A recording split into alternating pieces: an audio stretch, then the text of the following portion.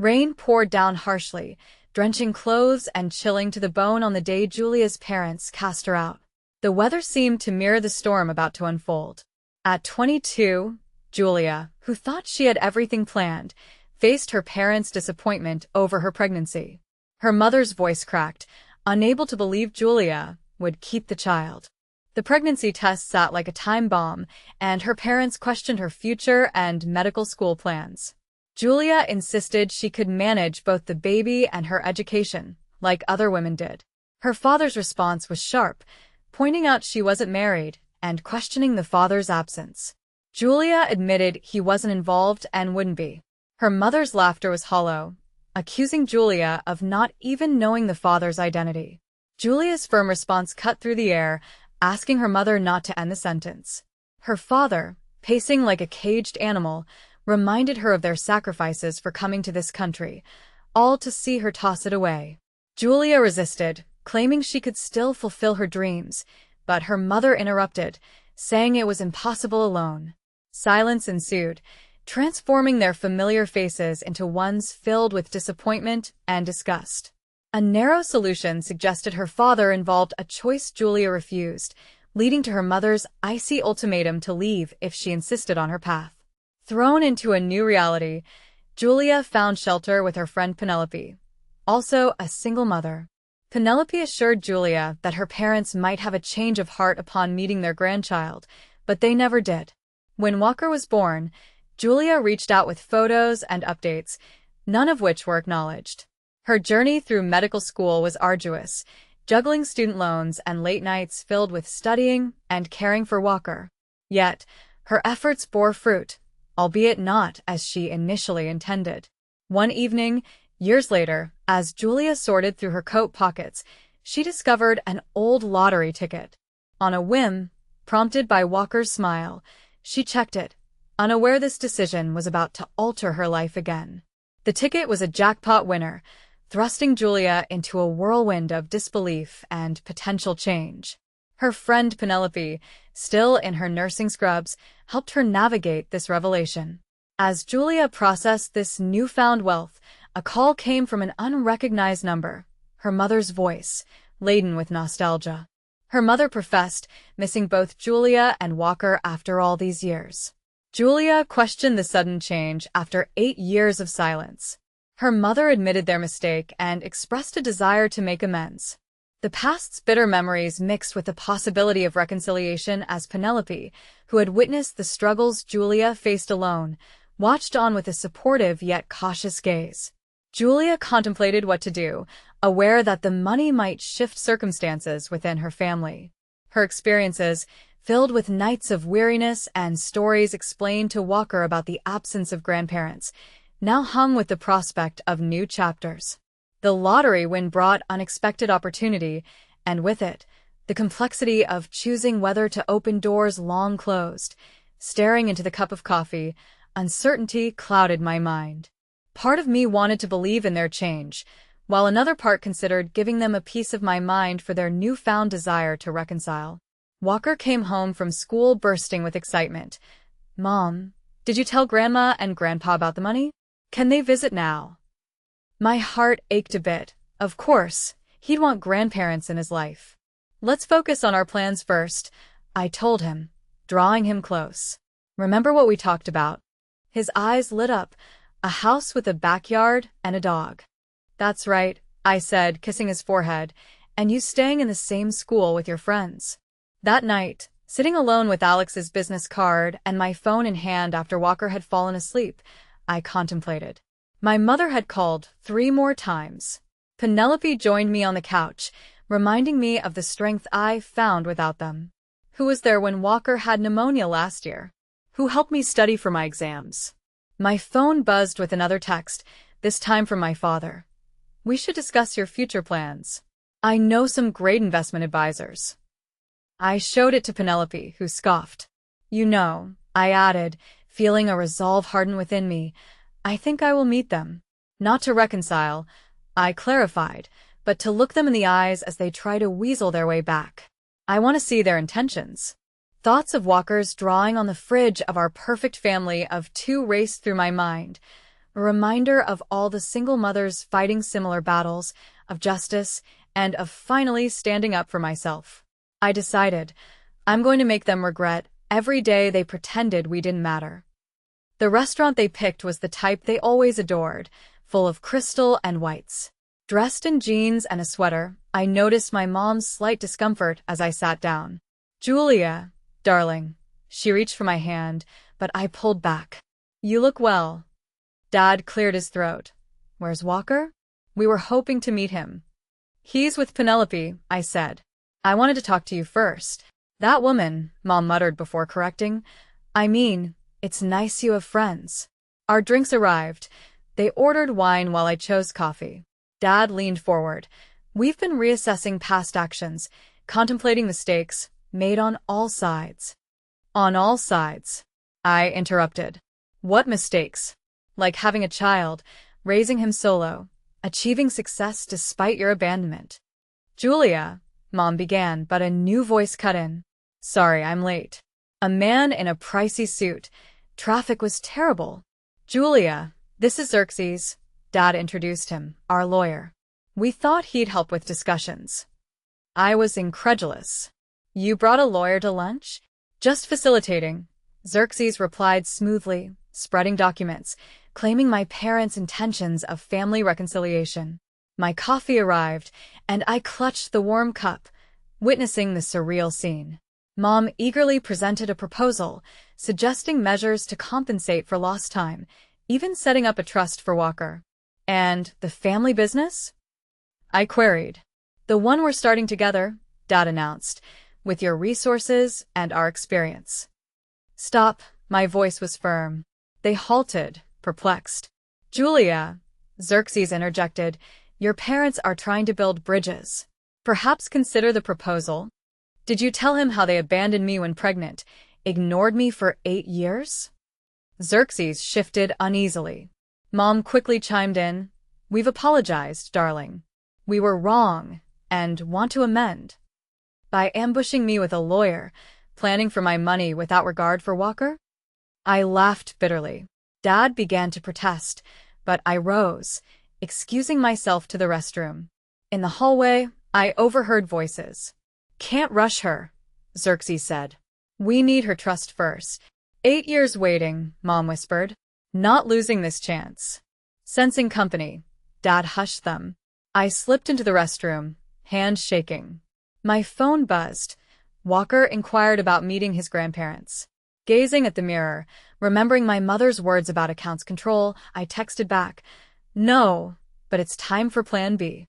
Returning to the table, my face was neutral. "Overwhelming," I admitted, sitting.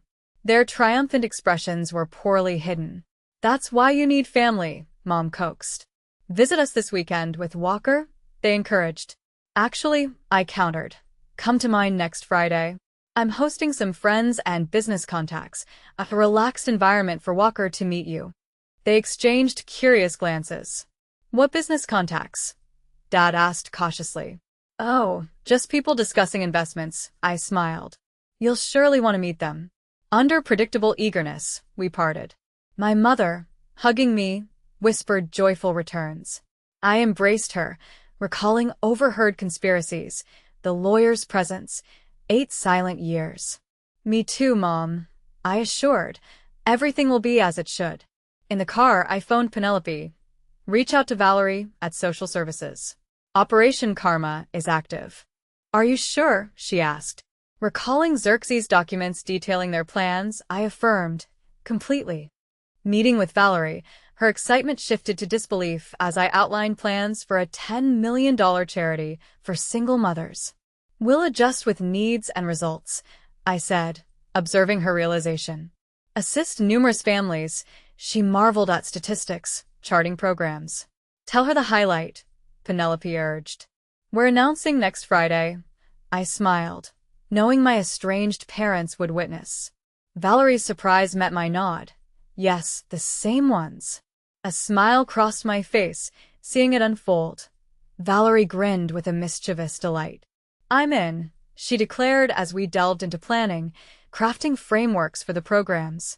Valerie had deep insights into the system's intricacies, knowing exactly where the inefficiencies lay, which families required the most aid, and how to enact maximum change. My phone kept buzzing with interruptions, texts from my mother about various trivialities like dinner preferences, Walker's favorite toys, or investment ideas she and Dad had stumbled upon. "They're love-bombing you," Penelope noted wisely as we left Valerie's office. "It's a classic manipulation tactic." "I know," I replied, showing her the most recent message. It pushed about a promising real estate deal from Dad's friend and stressed urgency, a clear sign of desperation. "How much have you shared about your actual plans with them?" Penelope asked, perceptive as always. "Nothing," I replied. "They just assume I'll turn everything over for them to manage." At home, Walker was visibly focused on his homework with his sitter. "Mom, Grandma wants to buy me a gaming system," he said when I arrived. I sat beside him, pondering. "Honey, we need to chat about Grandma and Grandpa." "Are they coming to my party?" he interrupted. "Yes, they are," I assured, choosing my words with care, "but sometimes people act nice because they have motives, not because they've genuinely changed." He seemed to understand, his young face serious. "Like when Tommy shares his snacks just to play with my toys, right?" "Exactly." I hugged him warmly. "And I need you to trust me on this, okay?" "I trust you, Mom," he said confidently before adding, "Can we still get a dog, though?" Later that night, Alex stopped by to discuss the charity papers. "The anonymous donation has been processed," he confirmed, "and will hit the news tomorrow." "How soon before they suspect it was me?" I asked, knowing fully well the implications. "Given the amount and timing, your parents will probably know right away," he said, shuffling the documents. "Are you ready for their reaction?" Before responding, my phone rang. "Julia," Mom's voice was breathless with urgency. "Did you see the news? Someone just donated $10 million to a cause supporting people like you once were." "It wasn't, was it?" "Yes. Wonderful news for struggling families," I said with a neutral tone. "But darling," Mom continued, "that money could have been invested for returns. We could have." She caught herself quickly. "I just mean, as a family, we should make these decisions together. Your father and I have experience." "Mom," I intervened calmly, "I need to go. Walker needs homework help." Post-call, I looked at Alec. "How's the media strategy?" "Press release goes out Monday," he replied, glancing at his tablet, "and local news are keen on the human interest element, a successful doctor giving back to her community. We can do interviews by Thursday right before your event." "Perfect," I said, glancing at the charity's mission statement on top of the pile, which spoke of supporting single parents and dismantling judgment cycles. My phone buzzed again, Dad this time insisting, "We need to discuss your financial choices. This is not what we had talked about." "We never talked," I said more to myself than in response. Penelope noticed I was distracted. "You okay?" she asked, after tucking Walker into bed. "Just thinking about Friday," I replied, finally showing them who I've become, free from their shadow. "And who's that?" Penelope queried, curious as ever. I showed her my draft for the press. As a single mother who is judged and abandoned, I know the significance of support. This foundation isn't just financial aid. It's about changing viewpoints and demolishing the stigma single parents endure, I explained, feeling the weight of my journey. Penelope took it in, her eyes watering. "They have no clue what's coming, do they?" she asked softly. "No," I affirmed, visualizing all the strategic plans and press invitations curated meticulously. "But they will." Just then, another message popped in from Mom. "We're just worried about you, darling. Let us help." I left it unanswered. Friday would be my answer to it all. On Thursday's local news segment, the feature aired prominently. By noon, I had 17 missed calls from my parents. "You looked beautiful on TV," Mom said when I finally responded. Though a bit too casual for an important announcement, "I have a wonderful designer," she started. "Did you hear my words in the interview, though?" I interrupted, steering the conversation back, and why I started the foundation. "Oh, yes, very charitable, but sweetheart, announcing it without our input. Why would I need to consult you?" There was a pause as my words sunk in.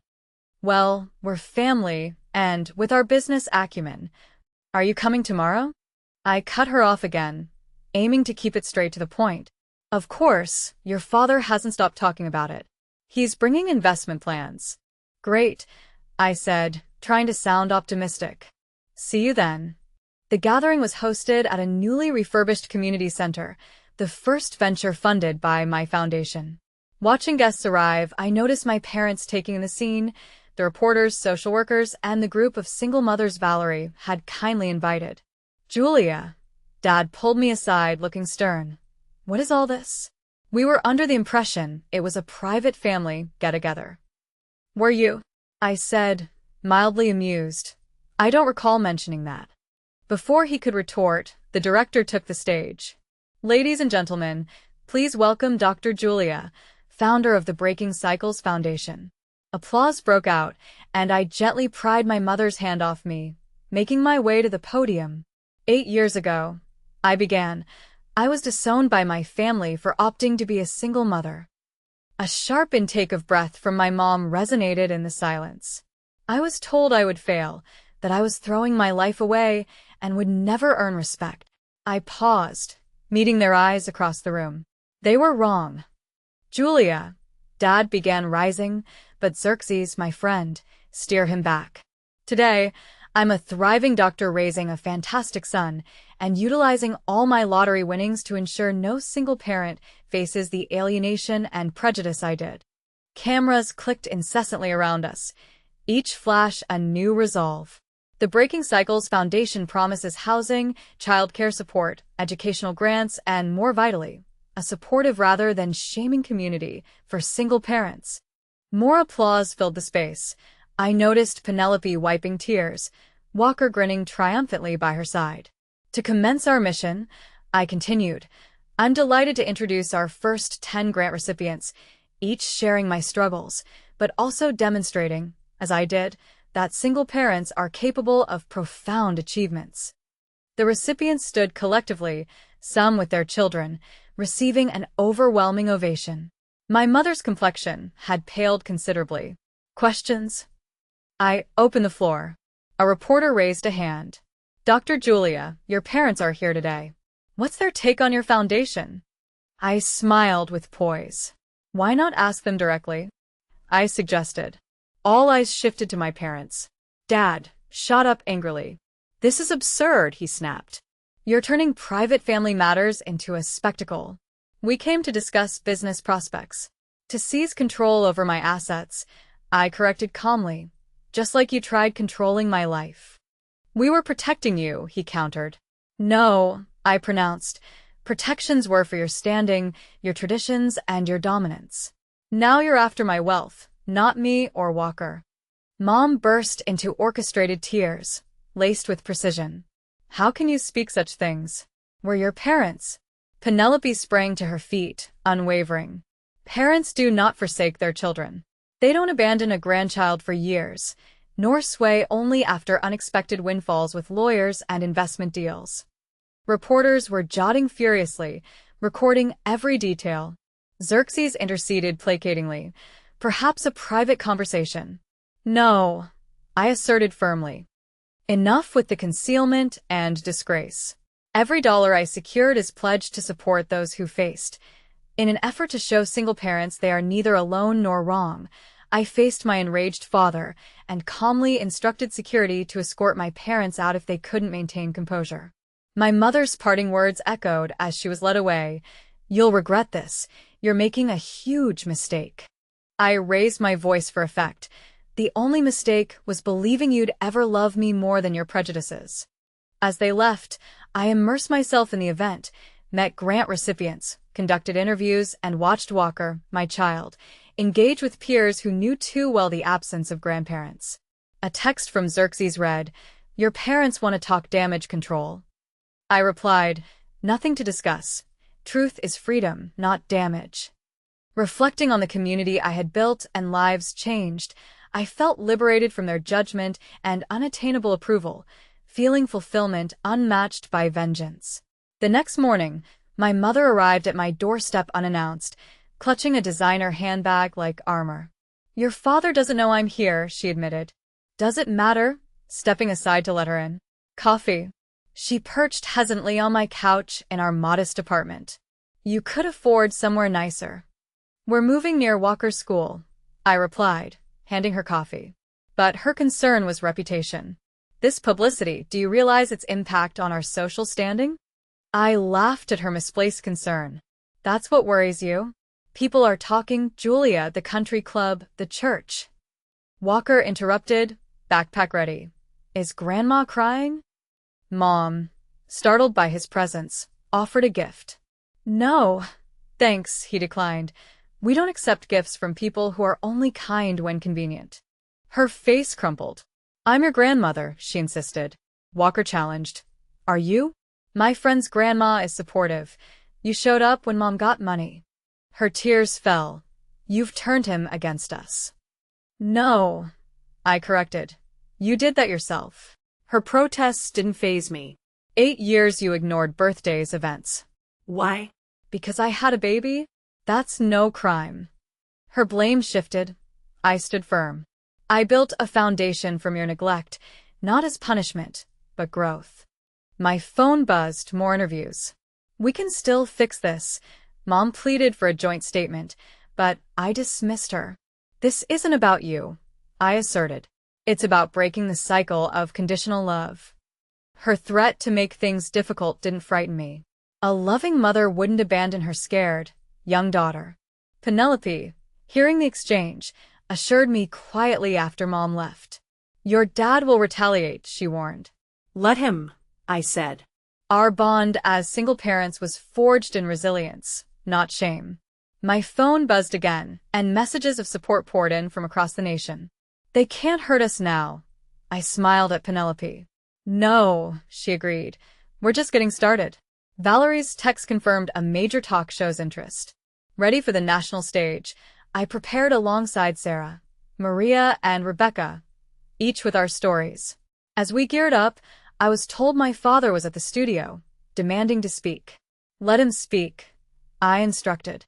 Let's all hear his point. Dad's anger cut through the room. You're dragging our name through the mud. You're doing that yourself, Maria countered. My response was firm. This isn't just about me. It's about every parent shamed for their choices. Mom tried to plead for privacy. This isn't family, I declared. These women by my side, they're my family now. As Rebecca and Sarah supported me, we stood united.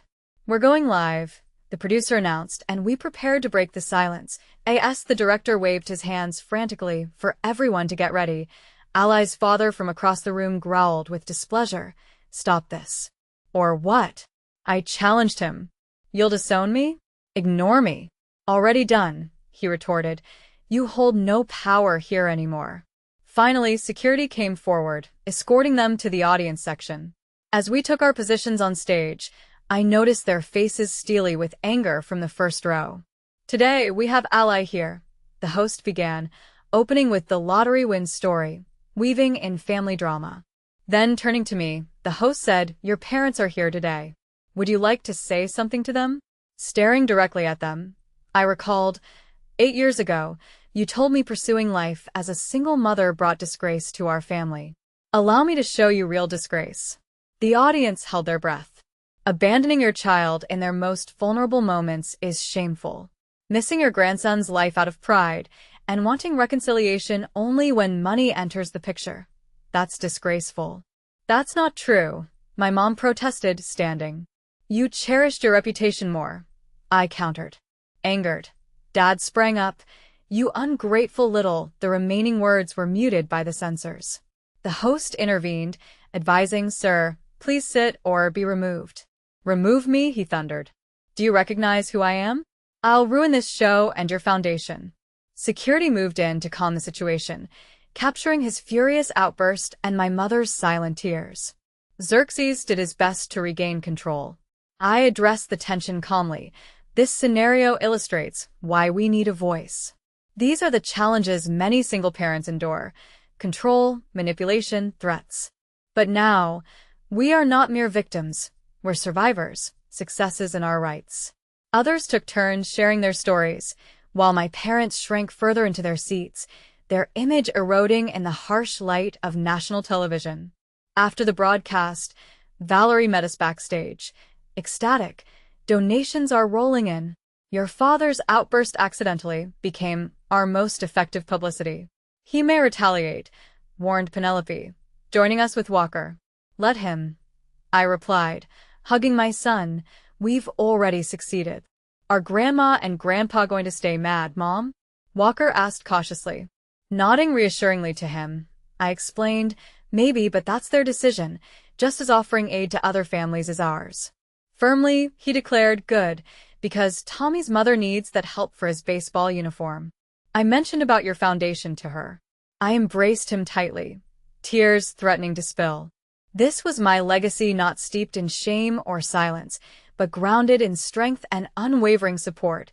Not their conditional love, but an inclusive community committed to understanding. My phone buzzed for one final time. Another call from Xerxes. Your parents want to negotiate. Without hesitating, I blocked the number. We didn't require deals anymore because we had something of more value. The truth. And this, I said, opening the door to our new abode, is our new home. Walker darted inside, his footsteps echoing across the vacant rooms. Penelope entered carrying a kitchen-labeled box, as Maria and Sarah lugged grocery bags for our housewarming celebration. Wow, Mom, a tree house. Walker's voice floated from the backyard. An ideal spot for a homework club, Maria suggested, watching her kids already hurrying outside to join Walker.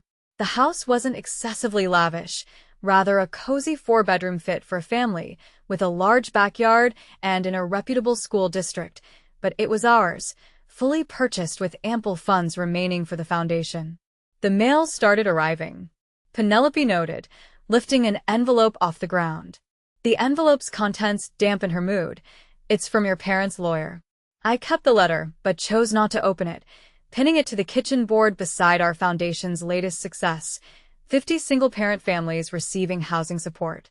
Not today, I decided. Today we celebrate. The doorbell chimed, heralding Valerie with other foundation volunteers, arms laden with paint supplies and pizzas.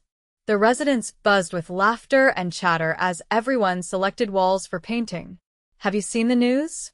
Rebecca asked, rolling a fresh coat of yellow paint on Walker's bedroom wall. Your father is attempting to establish a rival foundation emphasizing traditional family values. Let him. Our waiting list already reaches 300 families deep. The need is plenty for everyone to address. Miss Julia, Tommy, Walker's friend, poked into my room playfully. My mom's here. She wants to speak with you. I found Tommy's mom, Janet, waiting nervously in the living room. I'm sorry to interrupt your moving day, but I was evicted. Tommy's dad stopped supporting us and we're broke. I grabbed my phone quickly. Maria, can you check if Unit 3B is still available in that new housing complex? Within the hour, Janet wept joyfully over securing emergency housing, while Tommy and Walker excitedly discussed their next playdate activities. They will never grasp this, Penelope murmured, observing the joyful chaos. It's not merely about finances. It's about the community.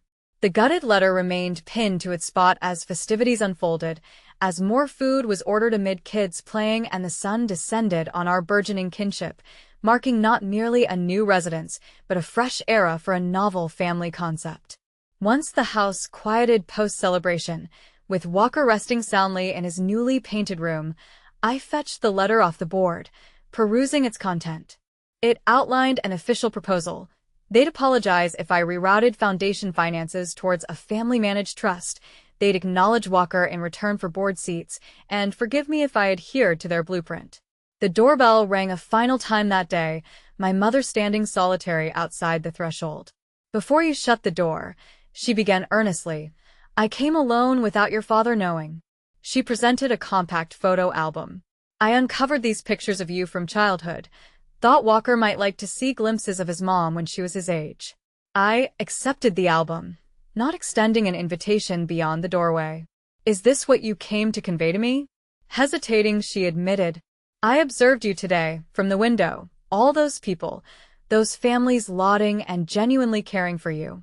Indeed they do. I responded matter-of-factly. With a whisper, she disclosed, "We adored you as well," though lacked means to demonstrate without asserting control. Gazing at the photo collection and the unopened letter, I commented, "Love ought not to come with strings attached." "I understand now," she admitted. Retreating along the path, she paused, noting, "Julia, you're a superior mother than I ever was."